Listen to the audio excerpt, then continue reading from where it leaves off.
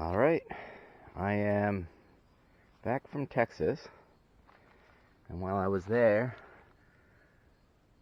I stopped and got a laser level at Harbor Freight. They had 10% off any one purchase as a special Labor Day special. So before I left, I poured a little concrete in each one of these tubes.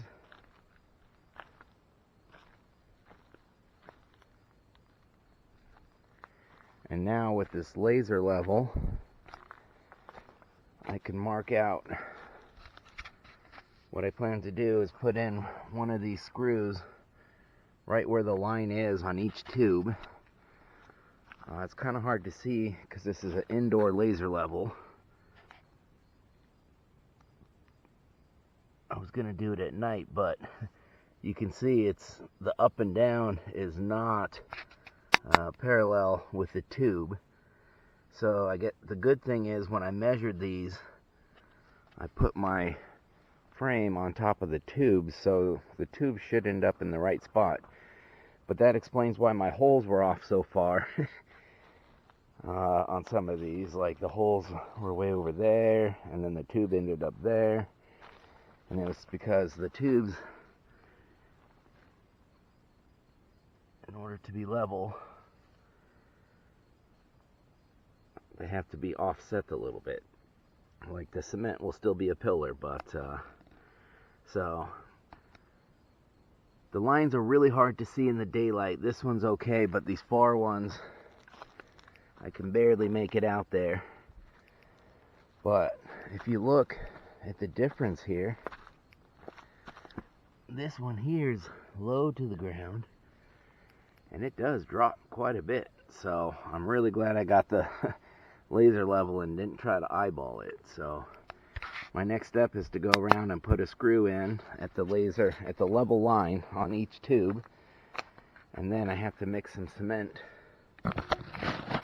and get it close to that level, and then I have some more liquid cement that I need to use in order, because the cement that I have is kind of dry. It might not quite level out real level, so I need something a little watery in order to level in all the tubes.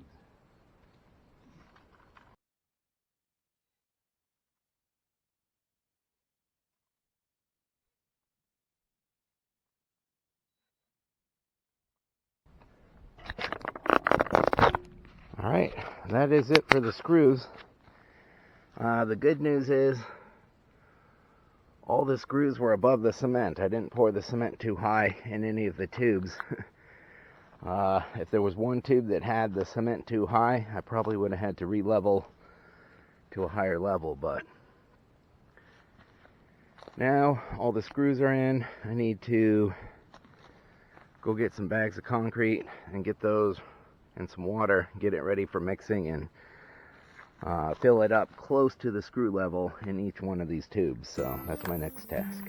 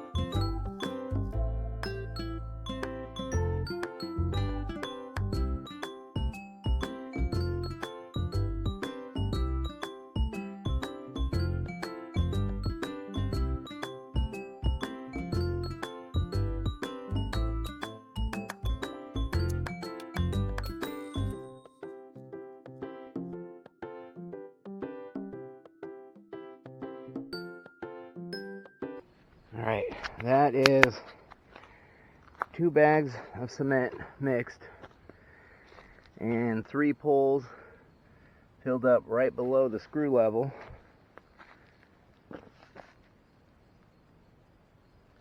These three were the ones that require the least amount of cement, though. These other two require a little bit more, quite a bit more for this one. So I'll probably mix up another two bags. But my self-leveling concrete, I only have one bag of that, so I need to make sure to get it as close to the screws as possible, tamp it down, and then when I pour that in, it needs to be pretty liquidy. So these next two is going to be more of the same. I'm not even going to record that. You get the gist of it. Once I start the more liquidy self-leveling stuff, I will record that. But that's it for this video. Alright, I got those other two pillars about poured, or about full, so now I need to mix up the wet stuff. So I got a mixer here. I decided that self-leveling concrete is very expensive, so I'm using Quikrete. It's not the fast drying 20-minute stuff, but it should be a little more cementy.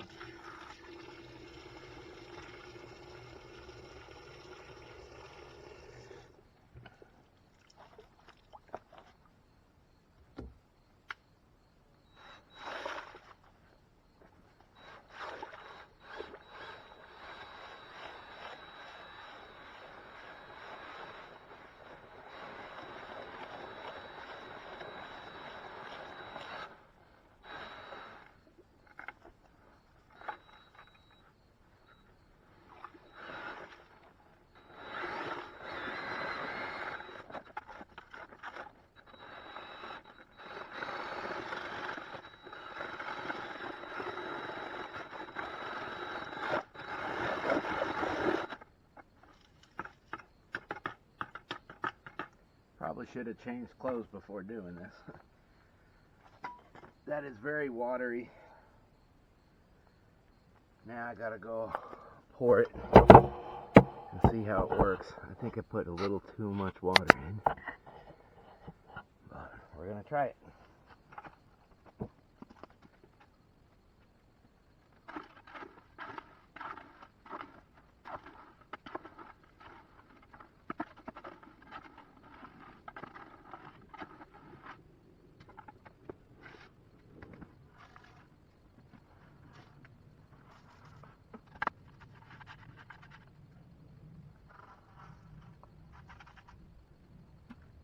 Alright, that's three. I had too much water for sure.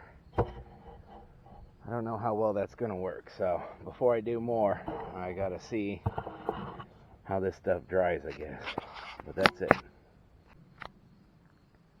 Alright, I still had a half a bag of cement, so I went ahead and finished off the last two pillars using the same method, but with a little less water. So now everything should be level. This third one here that came out of the bucket looks more gravelly than the rest, probably because it was the last of the bucket. I'm gonna have to wait till it dries and kind of see how sturdy everything is, but the lower concrete that I use takes 5 days to dry. So we gotta wait for that to dry. This Quikrete I think dries in 2 days. But I got the frame put together there, and then while I was in town on my way back from Texas today, I got a whole bunch of supplies here for tomorrow because it's Labor Day, so I got to do some manual labor here. And I'm going to start putting together the frames of the shack. This is the insulation that's going to go on the bottom floor, but I have to unload everything tomorrow anyway. I checked the weather. It's not supposed to rain today or tomorrow, so I can at least put together some of the frames. I can't put the base down and start the insulation and stuff until that cement dries. But yeah, that's the plan for tomorrow. Alright, so for today, it's Labor Day. I poured the cement last night using the laser level, and I have to wait several days for that to dry. So what I'm going to work on today is I've already put the 8x8 square together with pressure treated 2x6 lumber. Now I'm going to put in the floor joist. I'm going to put 3 of them in, one right in the middle at 4 feet, and then the other 2 I'll split off at 2 feet right in between that other one. So first things first is I need to cut these down. I need to trim off 3 inches on each one, and then I brought down a bunch of cinder blocks to try to kind of level things out a little bit. Not really, doesn't really need to be level as much as just flat. So I figure once I get these floor joists in, I've got to put some stoppers for the foam insulation, but then I can just lay some plywood on top, and that'll be a good working area to start the framing that I need to work on today as well. So that's what I'll be starting with here, is trimming down these 2x6s and then putting them in with the as floor joist in here. So that's next.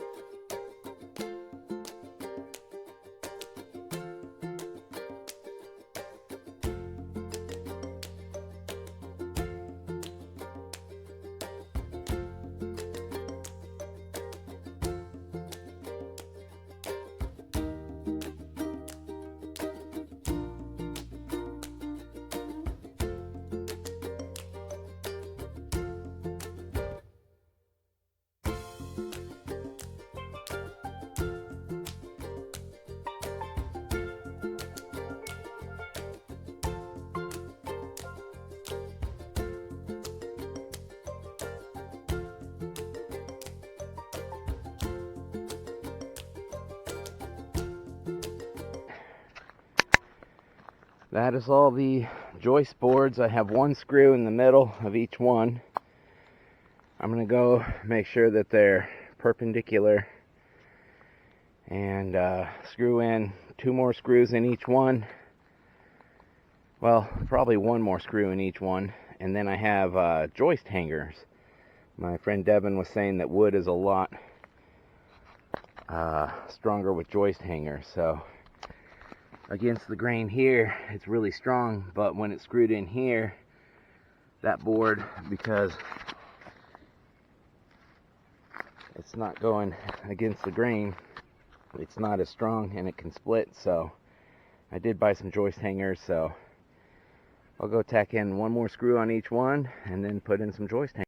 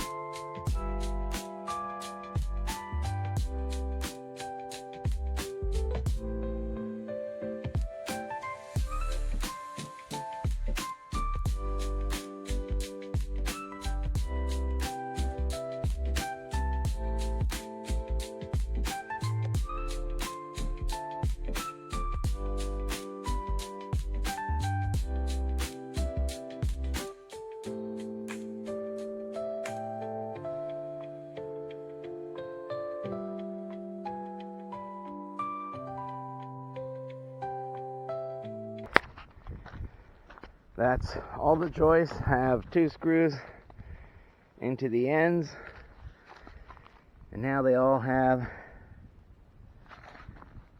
joist hangers on these supporting joists in the middle. So that's as sturdy as this frame's going to be. It feels really solid sitting on it. The next step is to come in. I have 2-inch foam that's going to sit in all these as floor insulation. So I have to cut down a spacer block and go on each joist, inside and outside, in the outside frame here. I have to put little foam holders. I'm just gonna cut some pieces of 2x4 and screw those in, and then when the foam sits in here, it's gonna sit on those little I don't know what you call them, but little scraps of wood that are just gonna hold it up. So that's my next step. I got to cut a whole bunch of those, 4 for each hole, and there's 4 holes, so 16 of them, and then make a 2-inch spacer block that will help. I'll just hold it level front or flush from the top, and then screw the block in right below that. So that's my next step. Alright, I went and measured the foam, and it is actually 2 inches. It's not like a 2x4 that's 1.5 inches. So I set up this board to cut a bunch of small pieces, and I made sure the first piece that I cut is going to be 2 inches. That'll be my spacer to space all these exactly 2 inches from the top. So I'm going to cut the 2-inch piece off, which I'll use as my template spacer, and then the rest I'll just kind of eyeball little pieces to screw on.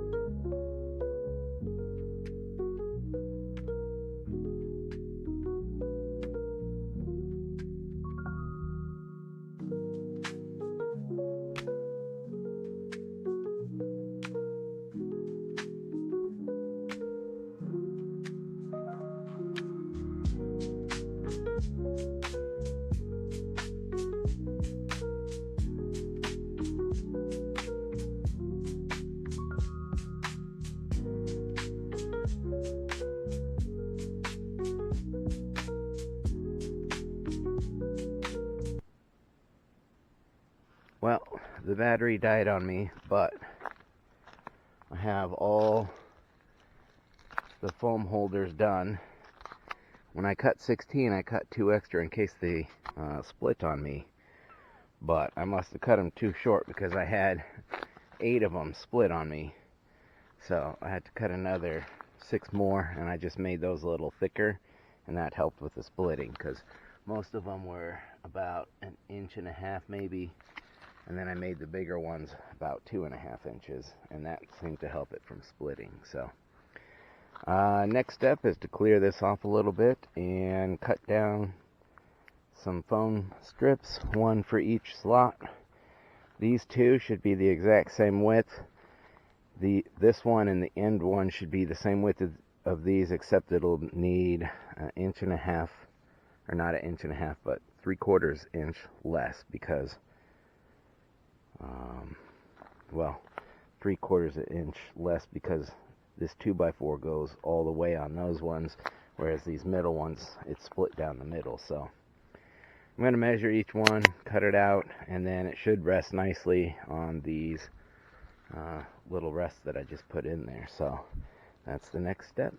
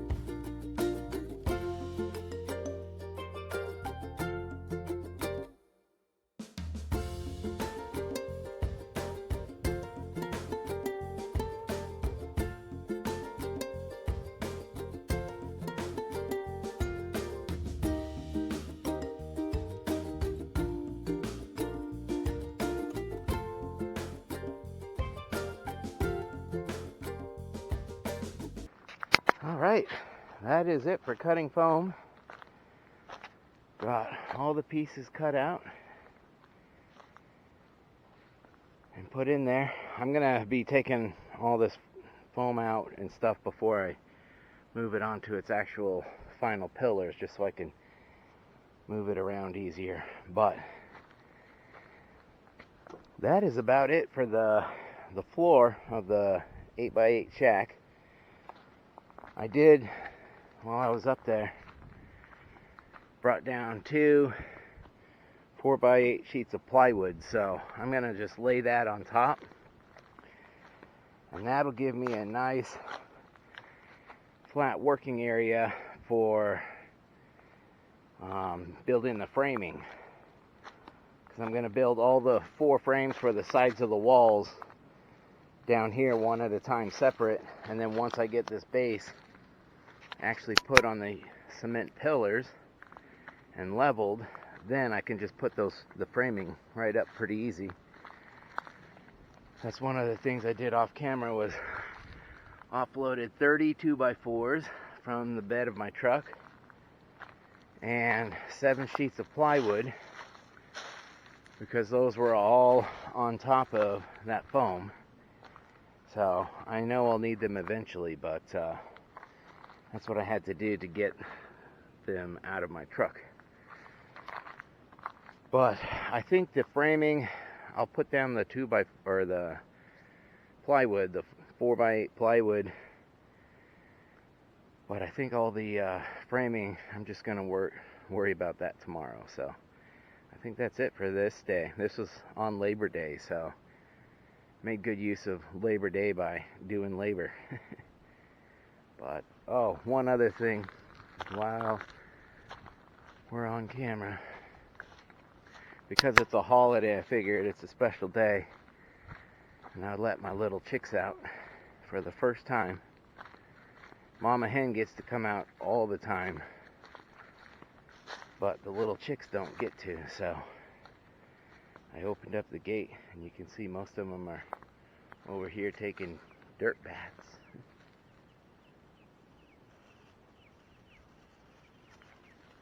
And then there's some that are just hiding back in the back there digging for worms. But yeah, they're loving the freedom today, so that was a first time letting them out. So hopefully I can get them back in at sunset. I know Mama hen always just goes in on her own, but these chicks, I might have to encourage them to get in back in the pen before sunset. So I guess once the sun gets a little bit lower on the horizon, we'll see how that